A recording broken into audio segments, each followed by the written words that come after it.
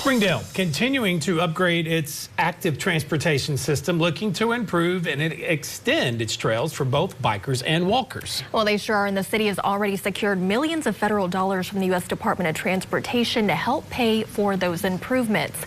KNWA's Casey Smith joins us now live from Springdale along a stretch of Highway 265 that those funds will go towards developing. Casey? Yeah, Sonia, in the 5 o'clock hour, I showed you where the trail extension project will begin. Well, right here is right around where it'll end. This section behind me is my best determination, right by Ivy Lane and where Ivy Lane meets Highway 265. Now, walking along this way, you can see this is a busy thoroughfare along Highway 265 at the Springdale-Fayetteville border.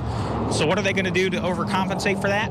They're going to build an overpass for the trail to continue and meet up with the Lake Fayetteville Trail loops as well as the Grazerback Greenway.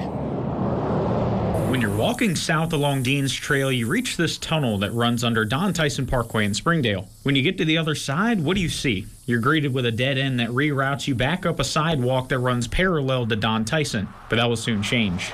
I mean, we're always trying to expand just the active transportation network in general, whether that's trails, bike lanes. The U.S. Department of Transportation's Safe Streets and Roads for All grant is sending nearly $5.2 million to the city of Springdale to soon turn a portion of this field into Phase 3B of Dean's Trail. It's going to add a lot of active and alternate transportation options for folks who might have normally had to, take a car or might not have had the option to safely bike or walk. As shown on this map, it'll weave its way through rural land, connecting the trail from Don Tyson Parkway down to here at the corner of Ivy Lane and Highway 265. So that's just adding another phase that didn't previously exist, trying to create some new connections to that corner of town. This will help improve the safety of both bikers and walkers. It'll help get people off Highway 412, Don Tyson, Highway 265, things like that, and give them a place to go to ride safely. But that's not the only upgrades the city intends to make. It's applying for a grant from the State Department of Parks, Heritage, and Tourism in hopes of improving the mountain bike trails at Mount Fitzgerald State Park. I think is such a huge benefit for the community, for the neighborhoods that live here.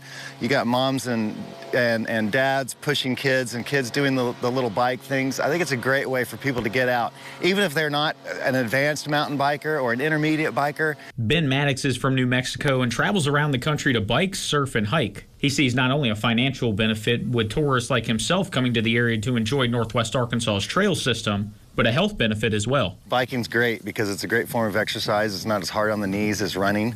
A lot of people like to run. A lot of people like to get outdoors, and biking is just a wonderful way to do a variety of different trails.